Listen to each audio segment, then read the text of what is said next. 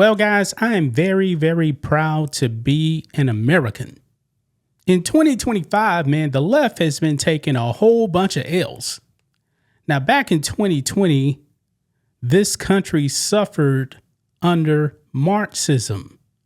Yes, the Marxist left came after the United States. They branded everything as racist. They took the death of George Floyd, who OD'd, and used it to implement these DEI policies that are actually dropping off like flies. Yes, cultural Marxism, folks, is dying. We saw a bunch of cities in this country burn themselves to the ground in the name of communism, in the name of dead black criminals. But the nation is healing itself, folks. Now, Washington, D.C., the people in D.C., man, they vote like 97% Democrat. If you are a Republican, you don't have a shot in Washington, D.C. Not even close. I mean, to be honest with you guys, if you are a conservative in Washington, D.C., you pretty much have to register as a Democrat just to vote for, a moderate, because a true conservative has no shot whatsoever in Washington, D.C. But yet and still, here we are, guys. April Fool's Day, and guess what? It's over for BLM in the nation's capital, folks. We got some glorious news because a few weeks ago, I did a video talking about BLM Plaza in Washington, D.C., and they spent a whole bunch of money on this thing, guys. It was a monument to communism. Well, they have now finished the work, folks, and that mural is gone. So here we go. Right over here, guys. Says here, removal of DC's Black Lives Matter Plaza nearly complete. Let's go ahead and watch this this news clip here, guys. Here we go. The work to remove Black Lives Matter Plaza in downtown D.C. began a few weeks ago. It shut down a section of 16th Street right near the White House. Well, the road is now reopened, and this massive mural painted on the street is gone.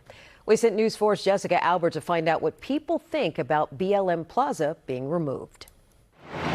It was June 2020 when these giant, bold yellow letters were painted curb to curb across 2 blocks north of the White House. Because I heard that the plaza was gone, and I did not believe it, didn't want to believe it. Those letters are now gone. So are the signs that showed that this stretch of road was Black Lives Matter Plaza. It is now simply 16th Street Northwest once again. It's really sad to see that the whole block has been removed because it just shows us there's not so much of a difference between the federal government and DC, the city, anymore.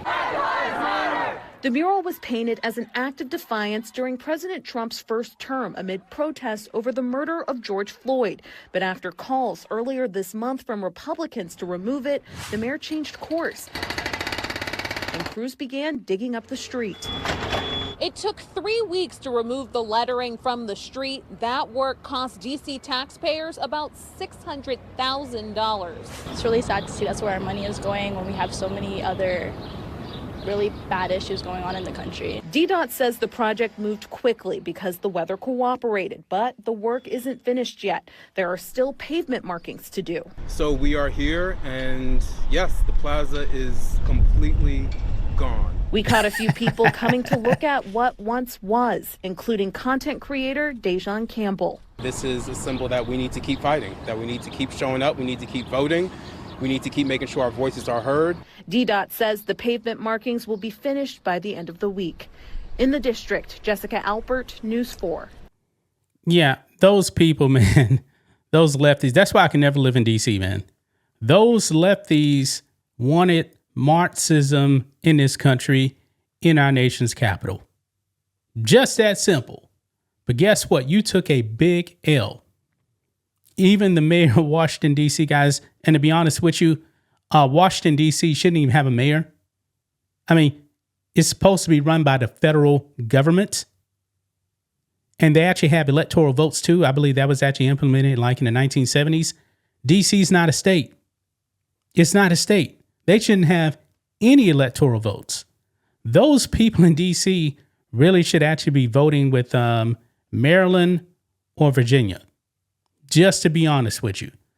Now, over here, here's another clip right here, man. I believe we got an even better view here of 16th Street now because it's been renamed.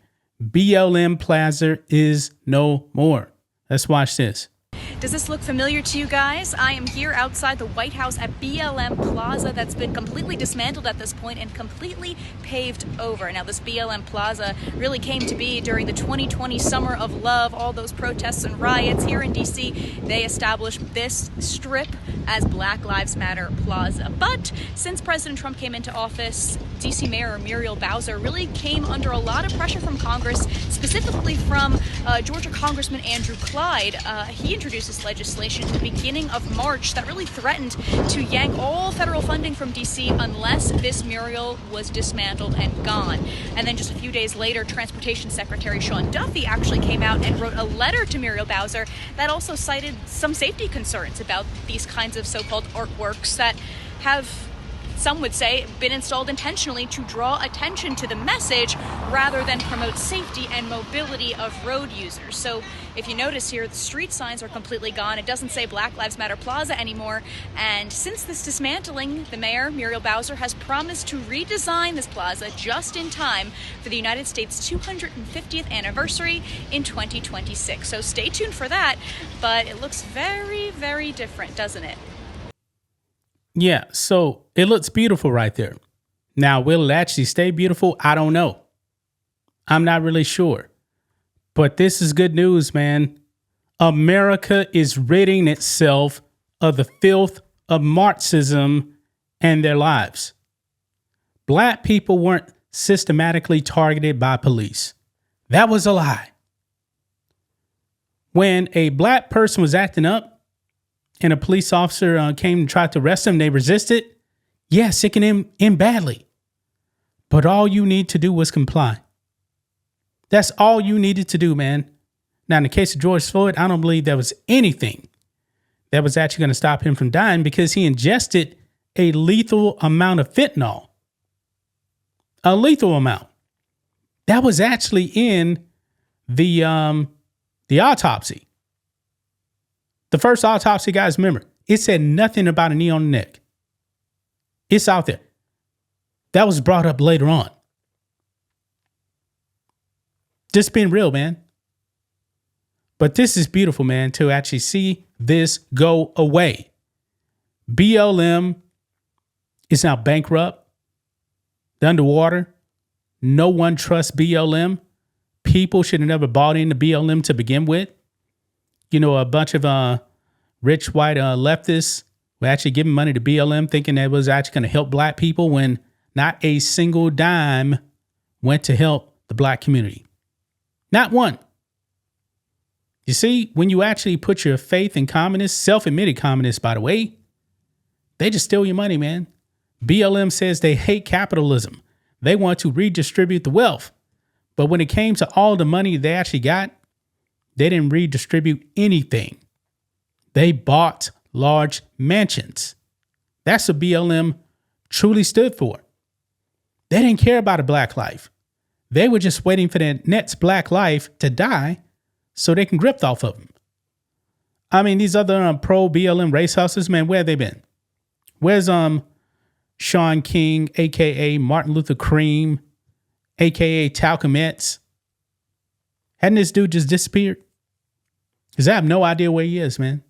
I don't really care. The grift is up. That's just my thoughts on this. What do you guys think of this? Black and White Network fans, let us know what you think about all this in the comments. Make sure to subscribe to the channel.